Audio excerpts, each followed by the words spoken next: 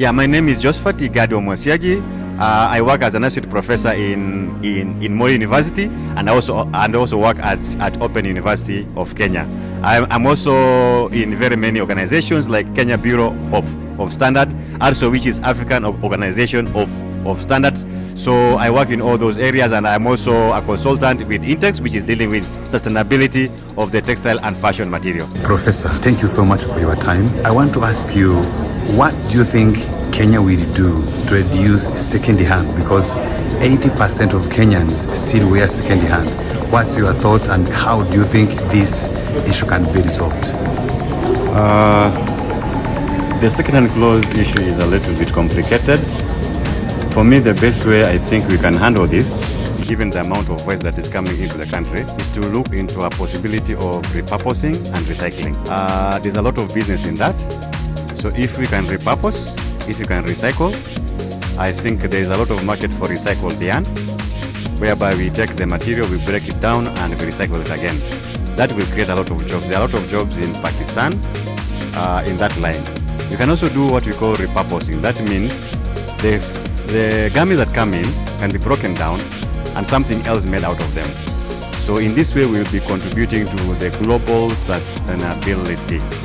So in my view, Kenya will be on the lower side, whereby the clothes, maybe they were manufactured in China, then they were first worn in maybe US, and then for Kenya we can do the second wearing, and we can handle end of life, so that they don't end up in the river, but they end up being repurposed. And incidentally, there's a company called Africa Collect Textiles.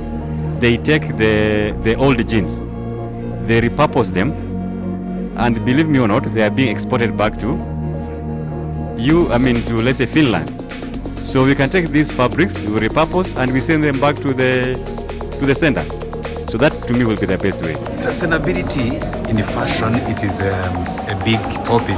I've been following you for some time, your speeches and how you talk.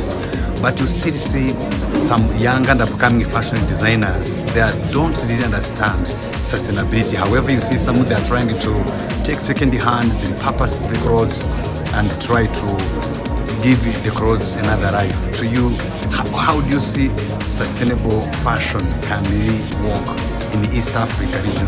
You mentioned Rwanda cutting the second hand. By the way, I'd also like to listen to your views. Why do you think many East African countries, they can't work together to stop second hands, as in the East African community, for instance? Sustainability in simple terms is whereby we take care of the people, that means society, take care of the planet, that means environment, and take care of the profit, that means prosperity. So looking at those three pillars, it is important that whatever you do, we must not have negative impact on the earth, that is means planet.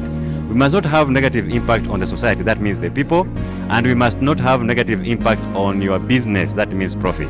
So in a nutshell, that is sustainability. So to be sustainable, you have to look at those three pillars. It seems most of us will be neglecting the planet, and sometimes we neglect the society. For example, when we underpay the workers, that is having a negative impact on the society, on the people. And also when you have factories closing down, that means the profit aspect has been neglected, maybe because of many other reasons. So how do we have sustainable textile or fashion in East Africa? Now, in my view, banning Mutumba is not necessarily a sustainable move.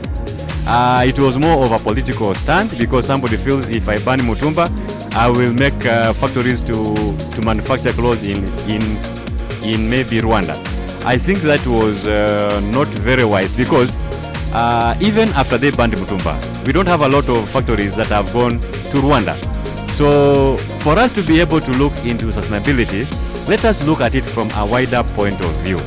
Why are people not, let's say, having factories set up in Rwanda, in Kenya? There are other things. For example, the manufacturing environment. Power is very expensive in Kenya. We pay 22 cents per unit of power in Kenya, while in maybe China they pay 7. So that already is a big issue. So, and then we need the skills, and that's why we need to train people to have the right skills. Somebody in China can produce more than double what somebody in China can produce more than double what somebody will, let's say, produce in China.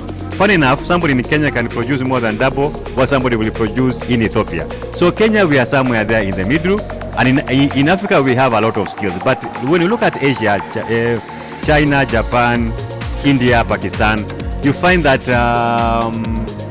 it's like our skills are somehow low. So we can go into skills enhancement. We train people, and then we look at the environment, at the manufacturing environment.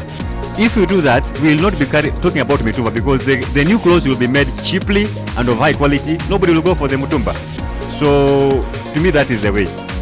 And by the way, currently we have a big problem, because we grow cotton, we send it to China, then they bring it as value addition. I think that is left better. Yes, and the last question, why do you think East African countries, they can't work together to reduce the number of second hands enter in East Africa? Like between 2014 and 2015, East Africa, they decided to develop made in East Africa. So one of the policies is to reduce imports many clothes, especially second hands. But like you mentioned, Uganda and Rwanda, they decided to kick the second hands, but Kenya and Burundi and some other countries, they still allow the second hands. So what do you think the government should do to make that policy more stronger to reduce the second hand imports in East Africa? Some of the reasons are economical, and some of the reasons are political. Number one, Kenya is strongly aligned to the US, and they try to do what the US tell them. So that could have contributed. However, there could be an economic aspect. For example, Kenya exports about 500 million USD of textiles out of Kenya, and 70% of that, that's about 350 million, goes under AGOA. So when they say that they will stop Kenya exporting goods into AGOA, Kenya was going to lose a market of 350 million USD. That was a big market. So I think we cannot blame Kenya for, let's say, moving out of that plan. But what we need to do, if Kenya could have found market for the 350 million, which is possible, and in fact they can find the market locally, because Kenya has got a negative of 500 million. That means we are importing textiles worth 500 million. So if Kenya could have strengthened its textile industry so that its goods can be sold within Kenya, and we have Kenyans buying 500 million, I think we'll not have to be bothered or to be bullied by, let's say, America. So we just need to improve our manufacturing environment. Let people be able to manufacture without a lot of problems. We remove a lot of licenses, a lot of laws, a lot of taxes. We make the cost of power to be affordable from 22, make it something like 10 cents per let's say unit. And then we also try to ensure that the workers, if the workers have free medical from the government and they have free education, then the workers will ask for less salary, because if transport is cheap, education is cheap, food is cheap, the workers they can be paid some little money and they'll be comfortable, so that the industries don't have to pay a lot of money, and then we avoid a lot of extra taxes on the factories. That process of second hand. So what can you send East African citizen in terms of sustainability in the fashion? Let us add value to our textile material. Tanzania and Uganda grow a lot of cotton, which is exported to China and then comes back as textiles. Let's stop this. Let us, the whole of East Africa, Kenya, Uganda, Tanzania, let us process all our cotton and we wear it ourselves. Then the extra we can export. So let us be a net exporter of textile goods, not a net importer. It is very shameful that you sell your cotton at maybe 200 shillings and then it goes to China and then comes back as a jeans that is about 2,000 per kilo. It's shameful. We have people here. We have everything here. Why? Let us take the cotton, we process it, and we start by wearing it.